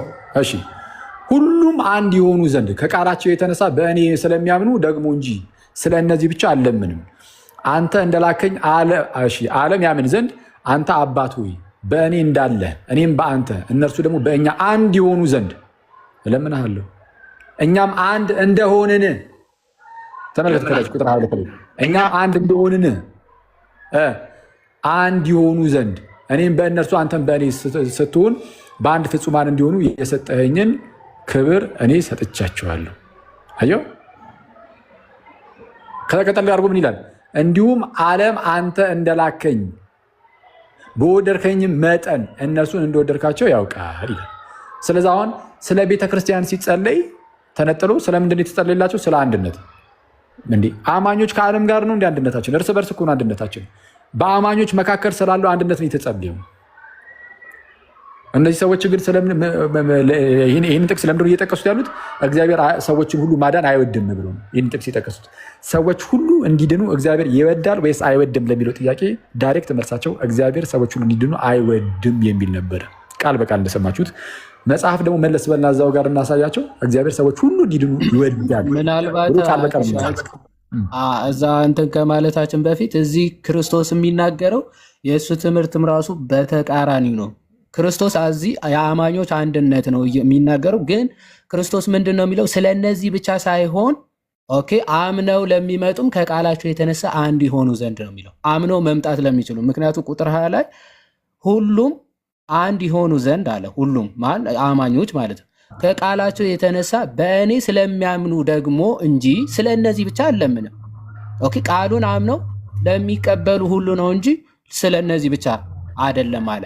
አንተ እንደላከኝ ዓለም ያምን ዘንድ ዓለም ክርስቶስ ዓለም ወደ ዓለም የመጣው ከአብ ተልኮ እንደመጣ ዓለም እንዲያምን ነው እንጂ የሆኑ ሰሌክትድ ነገሮች እንዲያምኑ አይደለም። ስለዚህ አንተ እንደላከኝ ዓለም ያምን ዘንድ አንተ አባት ሆይ በእኔ እንዳለ እኔም በአንተ እነርሱም ደግሞ በእኛ አንድ የሆኑ ዘንድ እለምናለሁ። እዚህ በክርስቶስ አምኖ ሰው አንድ ይሆናል እንጂ የሆነ ስለተመረጠው አይደለም። ክርስቶስ ወደ ዓለም የመጣው አብ እንደላከው እንዲያምኑና ያመኑ ሁሉ ደግሞ አንድነት እንዲኖራቸው ነው የተናገረው ማለት ነው። ይሄ የተመረጡ ወይም ደግሞ ኢሌክትድ ምናምን የሚል ወይም ደግሞ ለቀሩት ዓለም ማለት የቀረውን ዓለም ጠልቶታል። ጠልቷቸዋል፣ እንዲድኑ አልፈለገም የሚል ጭራሽ ሽታው የለም። በተቃራኒ ግን ከአብ ተልኮ እንደመጣ ለሚያምኑ ሁሉ አንድ እንዲሆኑ ከቃላቸው የተነሳ ክርስቶስ ጸሎቱ አድርጓል። እሺ ወደ እንዲድኑ አይወድም የሚልማ በቃ ተው እኮ ምንም ሽታውም እኮ ነው የሌለው። እዛ ምንድን ነው የሆነ ሌላ መጽሐፍ አለ እንደሚያነቡት እኔ እኮ ግራ ነው የሚገባኝ። እሺ እኔ መጽሐፍ አነባለሁ ብሎ ምን እያነበበ ቁርአን ነው እንደሚያነባው አልኩኝ። እኔ እኮ ግራ ገባኝ። የወጣው መውጣት ስለፈለገ እንጂ እኛ ስለፈለግን አይደለም። ምክንያቱም ማስረጃ አንጣ ዓለም ሁሉ እንዲድን እግዚአብሔር አይወድም የሚል ሲባል ሶስቱንም ጥቅስ ራሱ እያብራራ ይኸው እኮ ብሎ እያሳየ ሳይሆን ዝም ብሎ ይጠቅስና አላብራራም። ዝም ብሎ አብራራ ፈራ ምናምን እያለ ነበረ። ያን ሁሉ ታግሶ ነው ሲለው የነበረው ማለት ነው። መጨረሻ ላይ እንዳያችሁ ተረብሾ ነው መውጣት ፈልጎ ማለት ነው። ያው ይህን ይዛችሁ እንድትሄዱ ብዬ ቀጥላክ። እንደዛ ደግሞ ያደረገበት ምክንያት ሰዎች ሁሉ እንዲድኑ እግዚአብሔር አይወድም ብሏል ነበር። በተቃራኒው ሰዎች ሁሉ እንዲድኑ እግዚአብሔር ይወዳል የሚል ጥቅስ አሁን ስለተመዘዘበት ነው። እንዲህ ይላል፣ ይኸው ሰዎች ሁሉ ሊድኑና እውነቱን ወደ ማወቅ ሊደርሱ በሚወድ በእግዚአብሔር በመድኃኒታችን ፊት መልካምና ደስ የሚያሰኝ ይህ ነው ይላል። ማን እንዲድኑና እውነትን ወደ ማወቅ እንዲደርሱ? ሰዎች ሁሉ ሊድኑና እውነትን ወደ ማወቅ ሊደርሱ በሚወድ በእግዚአብሔር። በቃ አሁን አምላካችን ለይተናል። የእንደዚህ አይነት ፕሮቴስታንቶች አምላክ የኛ አምላክ አይደለም። ቢያንስ የእንደዚህ አይነት ልጆች አምላክ የኛ አምላክ እንዳልሆነ እርግጠኞች ነው። ምክንያቱም ሰዎች ሁሉ ሊድኑ የሚወድ አምላክ ነው ያለን እኛ። የእነሱ አምላክ ደግሞ ሰዎች ሁሉ እንዲድኑ አይወድም። ስለዚህ አምላካችን ይለያያል። ከዚህ አንጻር በቃ ለቀ ልዩ አምላክ ነው፣ ሌላ አምላክ ነው የሚያመልኩት፣ ባዕድ ነው ብለን መናገር እንችላለን ከዚህ አንጻር። ስለዛ ሌላ አምላክን ይዘው መቀጠል ትችላለህ፣ ግን አያዋጣም። መጨረሻ ላይ ያጠፋል፣ አብሮ ወደ ሲኦል ይጣላል። ጌታ ኢየሱስ ይመጣል፣ ጌታ ኢየሱስ በክብሩ ሲገለጥ፣ ስለዛ ወደ እውነተኛው አምላክ ነው። ስለዛ እናንተ ነው ገና ከጅምሩ እግዚአብሔር ነው ማስተዋወቅ ያለብን፣ አምላክን ማስተዋወቅ አለብን። እንደ አዲስ ያለው አምላክ ሰዎች ሁሉ እንዲድኑ የሚወድ አምላክ ነው የሚለውን ማስተዋወቅ አለብን እና ሰው ከዚህ አንጻር ልንመለከተው ይገባል ነው። ታንኪዩ ቃሌት ያሰማልን። አኪዋ እዚህ ጋር ካለ ይግባና ቅድምም ወይ ሌላ ሰውም ከሆነ ችግር የለውም። አኬ ቅዱስ ጳውሎስን ጭንቀትና ልመና ራሱ ላይ የሚተኩስ ጥቅስ ነው በነገራችን ላይ ማለት ነው። ለምን አስቀድሞ የሚድኑትን እና የሚጠፉትን ራሱ ወስኗል ብለው የሚያመልኩት አምላክ፣ ከዛ በኋላ ግን ቅዱስ ጳውሎስ ምን ብሎ ሲጠይቅ ሲለምን እናያለን? እንዲድኑ ኦኬ፣ ያልዳኑት ወይ ደግሞ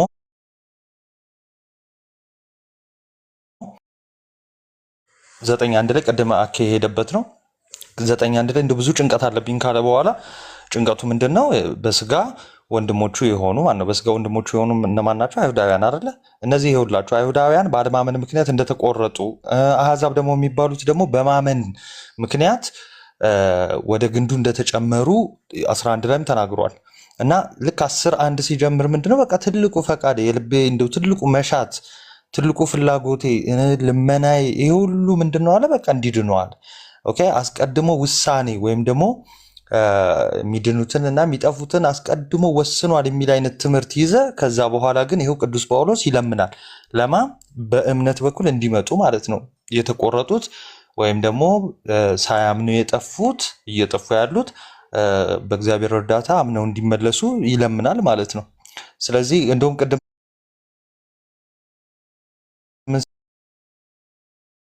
ሀሳቡ የእግዚአብሔር እንግዲህ እናንተ አምላክ ሀሳቡ ከተለዋወጠ አናቅም።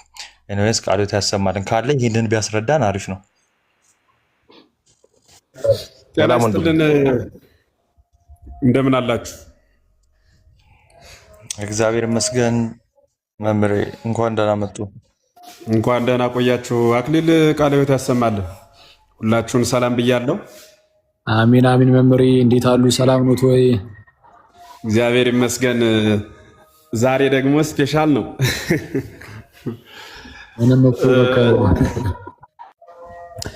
እያየ የሚያየውን እንደማያምን ሰው በእውነት አይነ ስውርን በጥቅሻ ጆሮው የማይሰማን ሰው በውይይት መግባባት በጣም ከባድ ነው ይላል ቅዱስ ዮሐንስ አፈወርቅ ለቴዎድሮስ በላከው መልእክቱ። እና እንዲህ አይነት ከምን እንደሚያመጡት ምንን መነሻ አድርገው እንደሚናገሩ ሳስብ በጣም ይጨንቀኛል። አንድ ጥቅስ ብቻ ነው የምጨምረው፣ የገባውም ለሱ ነው። የሚመች ቦታ አይደለውም። መድኃኔ ዓለም ክርስቶስ በስጋ በተገለጸበት ወራት 12 ሐዋርያት 36ቱን ቅዱሳት አንስት 72ቱን አርድእት መርጧል። በድምሩ 120 ቤተሰቦቹ ይባላሉ። 120 ቤተሰቦቹን ብቻ ሊያድን ነው ወይ የመጣው? አይ አይደለም፣ ለሌላው ሁሉ ለእኛም ነው ከተባለ ደግሞ ለምንድን ነው ክርስቶስ 12ቱን ሐዋርያት 72 አርድእት የመረጣቸው? የመረጣቸውን ብቻ የሚያድን ከሆነ ድህነት ዓለም ከንቱ ነውን?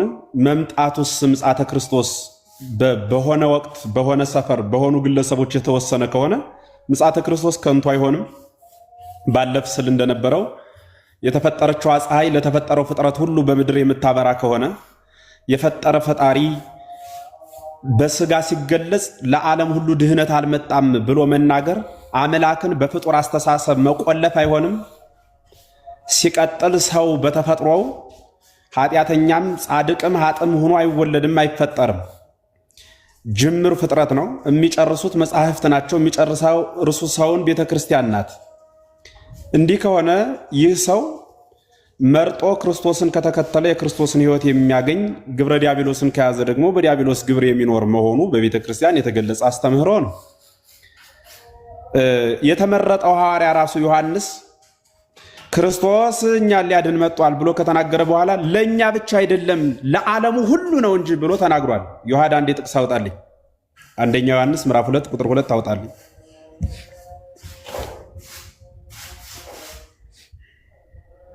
ካሜራ ብራ።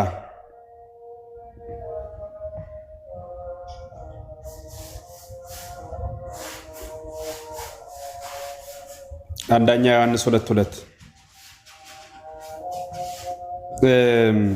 የጥቅስ ምንድን ነው የሚለው? እርሱም የኃጢአታችን ማስተስሪያ ነው አለና ለኃጢአታችንም ብቻ አይደለም ነገር ግን ለዓለሙ ሁሉ ኃጢአት እንጂ ይላል። ለዓለሙ የውም እንዲሁም የቀደመው መጽሐፍ ቅዱስ ደግሞ አኮ በእንቲአነ ስለኛ ብቻ የመጣ አይደለም አላ ለኩሉ ዓለም ለዓለሙ ሁሉ ነው እንጂ ብሎ ነው የሚናገረው። ለዓለም ሁሉ ክርስቶስ የመጣ ከሆነ ዓለም የሚባለው ማን ነው? ዓለም ማለት የሆነ ሰፈር ነው። የተመረጠ የነገሌ የሚባሉት ሰዎች ብቻ ናቸው ዓለም የተባሉ። ቃል በቃል ለኛ ብቻ አይደለም እኮ ነው የሚለው። ለኛ ብቻ አይደለም ለዓለሙ ሁሉ ነው እንጂ ተብሎ ነው የተነገረው። ምጽአተ ክርስቶስ የሚነገረው እንደዚያ ነው። በአንጻሩ ግን ቅድም አክሊል ሲል እንደነበረው የመጣ ለተመረጡ ሰዎች ብቻ ነው የሚል የመጽሐፍ ቅዱስ ክፍል ግን የለም። እንዲህ ከሆነ እኮ ይህ በነገራችን ላይ እግዚአብሔርን የመክሰስ እግዚአብሔርን በእግዚአብሔር ላይ የመፍረድ ሂደት ነው። ይሄ እንዴት ከተባለ አንድ ሰው ኃጢአተኛ የሆነው ኃጢአተኛ መሆን ስለፈለገ ሳይሆን ስላልተመረጠ ነው። ጽድቅ የማይሰራው ጽድቅን ለመስራት ስላልተመረጠ ነው ማለት ነው። ስለዚህ በሚሰራው ኃጢአት ተጠያቂው እግዚአብሔር እንጂ ሰውየው አይደለም። ምክንያቱም ጽድቅን ያልሰራ ለኃጢአት ስለተፈጠረ ነው። አስቀድሞ እግዚአብሔር ለጽድቅና ለኃጢአት ሰውን ከፋፍሎ ፈጥሯል ብሎ መናገር በኃጢአተኛው እግዚአብሔርን መክሰስ፣ በጻድቁ ደግሞ የጻድቁን ክብር አሳጥቶ በራሱ በጻድቁ በተሰጠው ሕሊና የሄደበትን ጎዳና ትቶ እግዚአብሔር ነፃ ፈቃዱን ቀምቶ ጨልጦ ገርኝቶ እርሱ በፈቀደው መንገድ እንዳስጓዘው መመስከር ነው። እግዚአብሔር ደግሞ እንደዚህ አያደርግም፣ የነፃነት አምላክ ስለሆነ። ምክንያቱም እግዚአብሔር አስገድዶ የሚመለክ አምላክም አይደለም። አስገድዶ የሚመለክ አምላክ አይደለም ማለት ምን ማለት ነው? ነፃ ፈቃድን ሰጥቶ አቅረብኩ ለከ ሳተው ማየን ዘይዴካ በዘፈቀድከ አንተ ሳትውሃ ቀርቦልሃል የመረጥከውን ያዝ ተብሎ ነው የተነገረውና ብዙ ስለማልቆ ይችን ልጨምር ነው። ዮሐንስ ቃል በቃል ሐዋርያ ነው። ሐዋርያ ሆኖ ቃል በቃል ግን የተናገረው ለእኛ ብቻ አይደለም ለዓለሙ ሁሉ ነው እንጂ ብሎ እየተናገረ ለተመረጡት ብቻ ነው ብሎ መናገር ምጽአተ ክርስቶስን ድህነተ ክርስቶስን በመስቀል ላይ የተደረገውን አስተምህሮ የተደረገውን ለሰው ልጆች የፈሰሰውን ደም ሁሉ የመካድ አባዜ ስለሆነ ጥንቃቄ ማድረግ ይገባል የሚል ጥቆማ ለመስጠት ነው። እግዚአብሔር ይስጥልኝ። ቃልዮት ያሰማልን መምህርዬ። ከሁላችሁም ይቅርታና እናንተሽም እነ ዮሐዴም ታወራላችሁና አኬም ሶቨር እኔ ነኝ ያስገባው ካለ አይደለ መልሽ ያስገባው ከኔ ነኝ። ያው ታወርዳላችሁ፣ እድል አትሰጡም። ቁጭ ብዬ በትዕግስት ሰማኋችሁ። ያ እድል ልሰጥ እኔ ስለሆነ በሚሰጠኝ አንድ ደቂቃም ቢሆን ፖይንቴን ሜክ አደርጋለሁ የሚል እምነት ስላለኝ ነው። እያፈናቸኝ ነው ግን ችግር የለውም። ይሆን አሁን ደቂቃ ሞዴሬተር ስለሆንኩ ደቂቃ ሰጠሃለሁ። ግን ምንድን ነው የምታደርግልን? ቅድም አኬን አስተምርሃለሁ ስትል ስለነበር አንደኛ ጢሞቴዎስ ምዕራፍ 2 ከቁጥር 3 ጀምሮ ታብራራልናለህ ማለት ነው። እሺ መጀመሪያ ግን ቀድሜ እኛውን የገቡት አባት ያበላሹትን ማስተካከል አለብኝ። ቆይ እሱን እንመጣበታለን። መጀመሪያ ይኸው ጢሞቴዎስን እስቲ ያብራራልን። ከዚህ ነው መጀመሪያ የምጀምረው። ቆይ ወንድሜ አንዴ እኔ አይደሉ ያስገባው ያ እንዴ ምን ችግር አለው? ከዛ ላይ ጀምሮ አኬ ከፈለገበት ጀምሮ ያላልኩትን ሲል ቆይ ናቲ አቀርባለሁ። ይሄው ሁለቱንም ቆይ ስማኛ ከከበደ ይሄው አለው እኮ መጣው እኮ ስጠራኝ አይደል? ወዴት ሄድኩኝ? ለምንም ቢከብደኝ አልመጣም ነበር። ስለዚህ ላሳየ ፍቃደኛ ነኝ፣ ላስተምር ፍቃደኛ ነኝ፣ ላሳየ ፍቃደኛ ነኝ። መምህር ኤፍሬም ያጠፉትን እዚህ ጋር ያለውን ግን ከነ ኮንቴክስቱ ለአብራራና ወደዛ አልፋል። እሳቸው ላይ ትመለሳለህ። መጀመሪያ መጽሐፍ ቅዱሱ ይቅደም። ቆይ መጽሐፍ ቅዱሱ አሁን ያነሱት ሰዎች ሁሉ ቆይ አንዴ እባክህን አንዴ ሰዎች ሁሉ ሊድኑና እውነቱን ወደ ማወቅ ሊደርሱ የሚለውን ይኸው ኦኬ ይታያል አይደለ? ትንሽ ዮባ እንትኑን ከፍ አድርግለት ርዕሱን። ኦኬ በቃ ዝቅ ካረገውም እንደዚህ ይቻላል። በቃ ይኸው ደቂቃን ይሰጥሃለሁ። ቁጥር 3 እና 4 እሷን ብቻ ማለት ነው። አውዱንም ይዘህ ከፈለክ በራስህ እንትን ለማብራራት 3 ደቂቃ እሰጥሃለሁ። ያን ሁሉ ደቂቃ እሱ ሲወስድ አልነበር እንዴ? አኬ ሲወስድ ነው። ስለዚህ ደቂቃ ሙሉ አውዱን ነው። ምዕራፍ 9ን ሙሉ አውዱን ነው። እሺ አብራራው። አንተ ደግሞ ቁጥር 3ን ብቻ አብራራ ነው ያልኩ። ቁጥር 3ን ብቻማ ቁጥር የምትፈልጋትን አንድ ቃል አድርጌ አይደለም። ከአንድ ጀምሮ ትንሽ ቃል ነው። 1 እና 2 ነው ያለው። ችግር የለው። ቆይ ስለዚህ ደቂቃ ምንም እንዳታረገብኝ። ደቂቃውን ስጠኝና ቀጥል። 5 ደቂቃ ሰጠሃለሁ። እሺ አይ ደቂቃ ምንም አትስጠኝ። እሱ እንትን ብሏል። አልወስድም። ከ5 ደቂቃ በላይ እኔም ላሳጥር ሞክራለሁ። እንተስማማል? ችግር የለውም። ቀጥል ብቻ ያው ርዕሱን ሽፍት እንዳታረገው፣ ሌላ እንትን ውስጥ አትግባ። አውዱንም ይዘህ ከፈለግ ከዚህ ድረስ አትውጣ። አሁን ይኸው ቀጥል። ሰዎች ሁላችሁም ስሙ እሺ። ሰዎች ሁሉ ሊድኑና እውነቱን ወደ ማወቅ ሊደርሱ በሚወድ በእግዚአብሔር በመድኃኒታችን ፊት የሚለውን ሊያብራራልን ነው። እሺ ቀጥል። እሺ እንግዲህ ለጂው ነው የሚጽፈው። ማን ነው? ጳውሎስ ለጢሞቴዎስ መልእክት የጻፈለት ነው። በዚህ ክፍል በስደት ላሉ የተንገላቱ ላሉ ጂዎች ነው እየጻፈ ያለው መልእክቱን። ጳውሎስ እዚህ ላይ ምን ብሎ ይጀምራል? እንግዲህ እግዚአብሔርን በመምሰል በጭምትነት ሁሉ ጸጥና ዝግ ብለን እንድንኖር ልመናና ጸሎት፣ ምልጃም ምስጋናም ስለ ሰዎች ሁሉ ስለ ነገስታትና ስለ መኳንንትም ሁሉ እንዲደረጉ ከሁሉ በፊት እመክራለሁ ይላል። ይሄ ነው ሀሳቡ የሚጀምረው። እያወራ ያለው ግሩፕ ማድረግ ጀምሯል። ስለምን ብሎ ይጠቅሳል? ስለ መኳንንቶች ሁሉንም ለማወቅ ስለ ኪንጎች፣ ስለ ንጉሶችና ስለ ነገስታት ብሎ እዚህ ጋር ሪፈር ያደርጋል። ስፔሲፋይ ያደርጋል ማለት ነው። ስለዚህ ይሄን ከማለቱ በፊት ስለ ሰዎች ሁሉ ይላል። ስለዚህ ጢሞቴዎስ የሚለው እያንዳንዱ ሰው፣ አሁን ሰዎች ሁሉ የሚለው ቃል እዚህ ጋም ተደግሟል። እዚህ ጋም አለ 3-4 ላይም ሰዎች ሁሉ ይላል፣ እዛም ሰዎች ሁሉ ይላል። ስለዚህ አንደኛ እነዚህ ሰዎች ሁሉ የሚለው ዓለም ላይ ስላሉ ስለ እያንዳንዱ ሰዎች ሜንሽን አድርገን ስለ እያንዳንዱ ሰዎች እንጸልያለን ማለት ነው። ሰዎች ሁሉ እዚህ ጋር ስለሚል አይደለም፣ ግሩፕ ያደረገ ነው፣ ስፔሲፋይ ያደረገ ነው። ጳውሎስ እነዚህ አሳዳጆች ነገስታትና መኳንንት የሆኑት እንኳን ለነሱ እንኳን ጸልዩላቸው፣ እያሳደዷቸው ነው። አዎ ለነዚህ ሰዎችም ቢሆን ጸልዩላቸው እያለ ነው። ስለዚህ ግሩፕ እያደረገ ያለው ስለ ነገስታት ስለ መኳንንትም ጸልዩላቸው እያለ ነው። በዚህ ሴንስ ነው የወርድና ሰዎች ሁሉ ሊድኑና እውነቱን ወደ ማወቅ ሊደርሱ በሚወድ በእግዚአብሔር መድኃኒታችን ፊት መልካምና ደስ የሚያሰኝ ይህ ነው። ምንም እንኳን አሳዳጅ ቢሆኑ፣ ምንም እንኳን አጥፊ ቢሆኑ፣ እግዚአብሔር ግን ይሄ አይድንም፣ ይሄ ኃጢአተኛ ነው፣ ወይ እነዚህ ንጉስ ናቸው፣ ይሄ እንደዚህ ነው ብሎ አይለይም። ሁሉንም አይነት ሰዎች እንዲድኑ እግዚአብሔር ይፈልጋል። ሁሉም ሰዎች ምድር ላይ ያለ አንድም ሰው ሳይሆን ሁሉም አይነት ሰዎች እንዲድኑ ይፈልጋል እያለ ነው። ስለዚህ ሰዎች ሁሉ ሊድኑ ሲል ምንም እንኳን ኪንግ ቢሆን፣ ምንም እንኳን ጨካኝ ቢሆን፣ ምንም እንኳን መኳንንቶች ቢሆኑ ለእነሱም ቢሆን ጸልዩላቸው፣ እነሱንም እግዚአብሔር ሊያድናቸው ይፈልጋል እያለ ነው ማለት ነው። ስለዚህ ይህም መልእክት በዛ ነው የምንረዳው። ሰዎች ሁሉ ሊድኑና እውነቱን ወደ ማወቅ ሲል ሁሉም አይነት ሰዎች እንዲድኑ እግዚአብሔር ይፈልጋል ማለት ነው። ይህንም ዝቅ ብለንም ሌላውታም ሁሉም አይነት ሰው ማለት ነው። ሁሉም አይነት ሰው ማለት ነው። ጥቁር ነጭ ንጉስ፣ ቆይ ጥቁር ነጭ ባሪያ፣ ቆይ ንጉስ፣ ጥቁር ነጭ ባሪያ፣ ንጉስ፣ ነገስታት፣ ፖሊሶች ሊሆኑ ይችላሉ።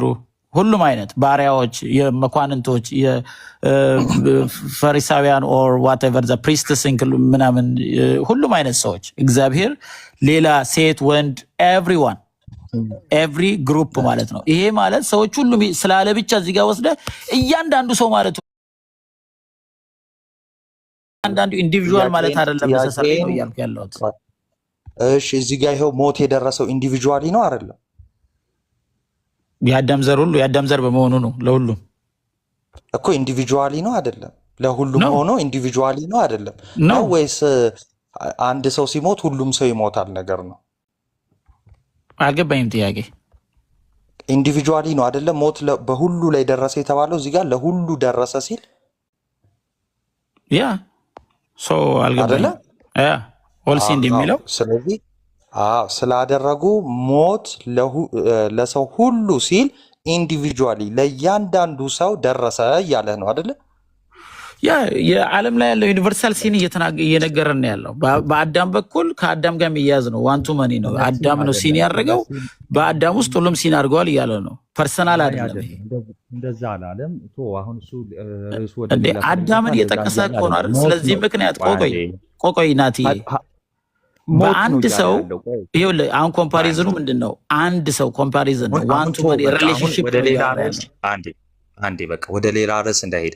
ስለዚህ እዚህ ጋር ሞት ለሰው ሁሉ ሲል አሁን ወደ እንትን ትመለስልኛለህ። እሺ ዮሐዴ ጢሞቴዎስ፣ እሺ በአንድ ሰው ይሄንማ እንዴ ቆይ አሳስተሃል እኮ ሮንግሊ ነው ኢንተርፕሬት ያደረገው። ምንድን ነው የምትለኝ ወንድሜ? ሞት ለሰው ሁሉ ደረሰ ሲል ለእያንዳንዱ ሰው ማለቱ ነው አይደለም? እዚህ ጋር ኮምፓሪዝን እያደረገ ያለው ምንም ያደርግ ምን እያደረገ ነው አላልኩም። በአንድ ሰው የሚለውን አጥቆይ በአንድ ሰው ወደ ዓለም ገባ። ስለዚህ ወደ እንዲሁም ሁሉ ስንት ቁጥር ነው ያነበብክ ያለው? ቁጥር 12 ያ ስለዚህ ምክንያት ኃጢአት በአንድ ሰው ወደ ዓለም ገባ፣ በኃጢአትም ሞት፣ እንደዚሁ ሁሉ ኃጢአትን ስላደረጉ ሞት ለሰው ሁሉ ደረሰ ይላል። ኮምፔር እያደረገ ያለው በአንዱ በኩል ኮምፓሪዝን እያደረገ ያለው ሂውማኒቲ ነው፣ ዩኒቨርሳል ነው። ዩኒቨርሳል ሲ ነው ለሰው ሁሉ ደረሰ ሲል ዩኒቨርሳል ዴዝ ነው እንጂ ኢንዲቪጁዋል አይደለም። ለእያንዳንዱ ሰው እዚህ ጋር አገላለጹ ነው ማለት በአንድ ሰው ዓለም ሁሉ ሂውማኒቲ ሁሉ ፌል አደረገ እያለ ነው።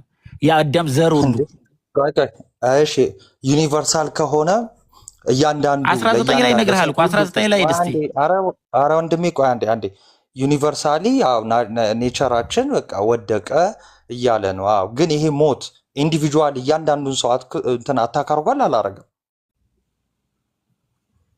አድርጓል። ኮንሲኮንሱ ማሱን እኮ ነው መለ ግን ስለዚህ ለሰው ሁሉ ደረሰ ሲል ሰው ሁሉ የተባለው እያንዳንዱ ሰው ዓለም ላይ ያለው ሰው እንዳለ ሟች ሆነ እያለ ነው አይደለም? እያንዳንዱ እኛ እሱ ልንረዳ እንችላለን እያለ ያለው ግን ኮምፔር እያደረገ ያለው አንድ ሰውና ዓለምን እያደረገ ያለው ዩኒቨርሳል ነው። ቆይ ናቲ አንዴ ዩኒቨርሳል አይደለም አላልኩም። ዩኒቨርሳል ነው ማለት ዩኒቨርሳል ምን ማለት ነው? ሁሉንም ኢንክሉድ የሚያደርግ ሁሉንም ሰው ያለበት ማለት ነው አይደል? የስ በቃ ቴንክ ዩ። ስለዚህ ዩኒቨርሳል ውስጥ የሌለ ሰው የለም ማለት ነው። በቃ ሁሉም የሰው ዘር ከተባለ ባይ ዲፎልት ይኖርበታል። ግን ኮንቴክስቱ እያወራ ያለው ዩኒቨርሳል ሲል ነው። ዩኒቨርሳል ዴዝ ነው። ቆይ አንዴ ዩኒቨርሳሊ ነው ዴዙ? ዩኒቨርሳሊ ነው። ግን ይሄ ዩኒቨርሳሊ የተባለው ዴዝ ግን እያንዳንዱ ኢንዲቪጁዋሊ አታክ አድርጓል። ስለዚህ አንድ ሰው ሲሞት ዩኒቨርሳሊ ሁሉም ይሞታሉ ማለት አይደለም አይደል? ፓርቲኩላር ያ ሰው ይሞታል፣ ያኛውም ሰው ይሞታል። ያ ሞት ዩኒቨርሳሊ ቢመጣም በባህሪ እያንዳንዱ ሰው ደግሞ ለብቻ ለሁሉ ደረሰ ተብሎ ደግሞ ኢንዲቪጁዋሊ ይነገራል እዚህ ጋር ማለት ነው። ስለዚህ አሁን ምን አልከኝ? ዩኒቨርሳሊ ነው ስትል ሁሉም ዓለም ላይ ያለው ህዝብ እያንዳንዱ ተጨምሮ ነው አይደለም? ይሄ እያስተላለፈ ያለው ሂውማኒቲን ነው፣ ዓለምን ነው፣ ዩኒቨርሳል ሲንን ነው። ኢትስ ክሊር ነው። ምንም እንትን የለው። አሁን በቃ ሁላችሁም ስሙ። ሂውማኒቲ አለ የሰው ዘር ሁሉ ማለት ነው። አይደለም አይደለም። ኦኬ ይሄ አንተ ትርጉም ነው። ሂውማኒቲ ምን ማለት ነው? ሰርች አድርገውና እስቲ ምን ማለት እንደሆነ። ሂውማኒቲ ማለት የጄኔራል ኔቸር መጠሪያ ነው። በነገራችን ላይ ኤግዛክትሊ አንተም እኔም የምንጠራበት አንተም ያለህ ባህሪ እኔም ያለኝ ባህሪ የሰው ዘር ሁሉ ያለው ባህሪ ሂውማኒቲ ይባላል። ስለዚህ እያንዳንዱ ኢንዲቪጁዋል አይደለም ነው ብለው መለስክልኝ እኮ ቴንክ ዩ ሶ ማች። ስለዚህ መለስክልኝ እያንዳንዱ ኢንዲቪጁዋል ማለት አይደለም። ይሄው የሰው ዘር አንተ የሰው ዘር አይደለህ። ስለዚህ ሂውማን ሬስ አልኩ እኮ ሂውማን ሬስ ኮሌክቲቭሊ ነው ይሄን የምናወራው እንጂ ቅድም እንዳልከው አሁንም ኢየሱስ ለዓለም ሞተ ስለ እንደዛ ነው ኮንሲደር የምናደርገው እንጂ ኢንዲቪጁዋል እያንዳንዱ ማለት አይደለም። አንተ ኢንዲቪጁዋል ነህ አይደለህም? አንተ ወንድሜ እያልኩ ያለው አንተ ኢንዲቪጁዋል ነህ አይደለህም? አንተ ኢንዲቪጁዋል ነህ ማለት ምን ኢንዲቪጁዋል ነኝ እንጂ ዓለም አልሆን ምን ማለት ግለሰብ ነህ አይደለህም? እሺ በአማርኛ ነኝ እንጂ ኢንዲቪጁዋል ማለት ግለሰብ ማለት ነው አይደል? ያ ፓርቲኩላር ማለት ነው አይደል? እሺ ሂውማኒቲ ውስጥ አለ የለህም? እኖርበታለሁ ውስጥ እኖርበታለሁ፣ ግን እሱን እኮ ነው እኖርበታለሁ። ሀሳቡን ነው እዚህ ጋር በቃ ፖለቲካ ነው አንተ መሰለኝ። በቃ በትክክል ብትነጋገር ከሆነ ሚውት ላድርግ። ቆይ አላስወርድህም። እንግዲህ አንተ ኢንዲቪጁዋል ሆነ ሂውማን ሬስ ውስጥ ትኖራለህ። እስቲ ኢንዲቪጁዋል ሆኖ ሂውማን ሬስ ውስጥ የማይኖር እስቲ አንድ ሰው ጥራልኝ። ዝቅ አድርገውና 19 እናንብብ። አይ እንዲሁ ጥራልኝ። እንትና በለኝ፣ ችግር የለውም። እንትና በለኝ። እናንብበው እስቲ እስከው እስቲ ሂውማኒቲ ውስጥ የሌለ ሂውማኒቲ ዝቅ አድርገውና እናንብብ። ይመልስልናል ቁጥሩ ክፍሉ። አንተን ነው የጠየቅኩ። ይሄን ጥያቄ እኔ ነኝ የጠየቅኩ። ታዲያ ለምን እናንብበው እኮ ነው ያልኩህ። የእግዚአብሔር ቃል እናንብብ። ለምን ክርክር ትወዳለህ ናቲ? ሂውማኒቲ ውስጥ የሌለ አለ። እናንብበው እስቲ ዝቅ አድርጋ አንበው። ህግ እስከመጣ ድረስ ቁጥር 19 ሂውማኒቲ ውስጥ የሌለ እስቲ እስከ 19 አምናለሁ ከ14 ጀምሮ ይኸውልህ መሰማማት ስለማንችል አትደረብ። እሺ ሳወራ እኔ ይቅርታ በጣም እሺ 13 እንዲህ ይላል። ይኸው ሂውማኒቲ ውስጥ የሌለ ምን ሊያሳየን ነው? ሂውማኒቲ የሰው ዘር ውስጥ የሌለ ሰው ሊያሳየን ነው። ሰው አሁን ምንድን ነው እየሰራ ያለ? በሰው ዘር ውስጥ የሌለ ሰው ሊያሳየን ነው። ለዛ ነው እኔ አሁን ከናቹራል ሰው ጋር ማውራት በጣም ከባድ ነው። አይ ነው ግን አንድ ሰው እንኳን የሚሰማ እግዚአብሔር የሚቀይረው ሰው ካለ ብዬ ነው እያወራ ያለሁት። ችግር የለውም። እሱን እንትን ትላለህ፣ ትሳደባለህ። ውይይቱ ሲያልቅ የእውነት ነው የነገርኩህ። አሁን ሂውማኒቲ ውስጥ የሌለ ዝቅ ብለህ እናንብ ስላልክ ላነብ። ህግ እስከመጣ ድረስ ኃጢአት በዓለም ነበረና ይላል። ነገር ግን ህግ በሌለበት ጊዜ ኃጢአት አይቆጠርም ይላል አይደለ? ህግ እስከመጣ ድረስ ኃጢአት ነበረ፣ ግን ያ ኃጢአት አይታወቅም። ለምን? ኃጢአቱ በህግ ስለሚታወቅ ማለት ነው አይደለ? አትግደል፣ አትስረቅ ምናምን እነዚህ ህጎች ሲመጡ ነው ኃጢአቱ ግልጥ ሆኖ የወጣው። ግን ከዛ በፊት መግደል ነበር። አዎ መግደል ነበር። አየህ፣ ግን ኃጢአት ነው ብሎ ማወቅ አይቻልም ነበረ። ለምን? ህጉ ነው ያሳወቀው አለ። እሺ፣ ነገር ግን በአዳም መተላለፍ ምሳሌ ኃጢአትን ባልሰሩት ላይ እንኳን ከአዳም ጀምሮ እስከ ሙሴ ድረስ ሞት ነገሰ። አዳም ይመጣ ዘንድ ላለው ለእርሱ አምሳሉ ነውና። ሊመጣ ላለው ለማን ነው? ለክርስቶስ። አዳም እንዴት አዳም በደለ? ይኸው አዳም በመበደሉ ምክንያት ከአዳም የተወለዱ ሁሉ ላይ ምን ነገሰ? ሞት። ከዛስ ከክርስቶስ ደግሞ የምንወለድ ላይ ምን ይነግሳል ማለት ነው? ጸጋና ስጦታው፣ ኃይሉ፣ ልጅነቱ ብዙ የሆነ ስጦታው ይነግሳል እያለ ነው። የዘላለም ሕይወቱ ማለት ነው። ለዛ ነው ቀጠል ያደርግና ምን አለ? ነገር ግን ስጦታው እንደ በደሉ መጠን እንደዚያ አይደለም ማለት። አየህ፣ በበደሉ ምክንያት ከባድ እንኳን የምንለው ምንድነው? ሞት ደረሰ ነው የምንለው። ግን ልክ ይሄ በክርስቶስ የመጣው ስጦታ ግን እንደዚህ ብቻ አይደለም፣ ከዚህ ይበልጣል። እና እንዴት ነው? በአንድ ሰው በደል ብዙዎች ሞተዋል ካልን፣ ነገር ግን የእግዚአብሔር ጸጋና በአንድ ሰው በኢየሱስ ክርስቶስ ጸጋ የሆነ ስጦታ ከዚህ ይልቅ ለብዙዎች ይበዛላል። ለብዙዎች ምን ሆኖ ነው የሚበዛው? ይታያችሁ። ልክ በክርስቶስ የመጣው ስጦታ ልጅነትን ብቻ መስጠት ማደስን ብቻ አይደለም ይሰጠናል። ታላቅ የሆነ ሁሉ ተስፋ ይሰጠናል፣ ህይወት ይሰጠናል፣ የዘላለም ህይወት ይሰጠናል፣ መንግስቱን ይሰጠናል። ይሄን ሁሉ ጸጋ በአዳም በኩል ከገባው በበለጠ ጸጋው ተትረፈረፈልን እያለ ነው። እሺ 19 ይመስለኛል የሆነ ጥያቄ ያለብህ እንዲብራራልህ ነው መሰለኝ እዚህ ላይቭ ላይ የመጣኸው ማለት ነው። በህይወት ሊሆንም ይችላል። 19ን እናንብልህ እና እኛ እናብራራለን። አየህ ክርስቲያኖች ነን። ጌታ በአንድም በሌላ ይናገራል። የተነሳንበት ምንድን ነው? ከሂውማኒቲ ሬስ ወይም ደግሞ ሂውማን ሬስ ከምንለው ከሰው ዘር ወይ ደግሞ ከሂውማኒቲ ውጭ ያለ ኢንዲቪዥዋል ልታሳየን ነው። እሺ ስለዚህ ይሄ ከሰው ነው ዘር በቃ ውጭ የሆነ ሰው ይሄ። እሺ እሺ በቃ በአንድ እሺ ሰው ቆይ አንዴ ናትዬ ምን ታደርገው ለአብራራ አንተ ከዛ ነህ ሀሳብ ትሰጣለህ። ቆይ በአንዱ ሰው 19ኛው በብ ስላለ ያመጣን ይኸው ለአንድ የጠየቅ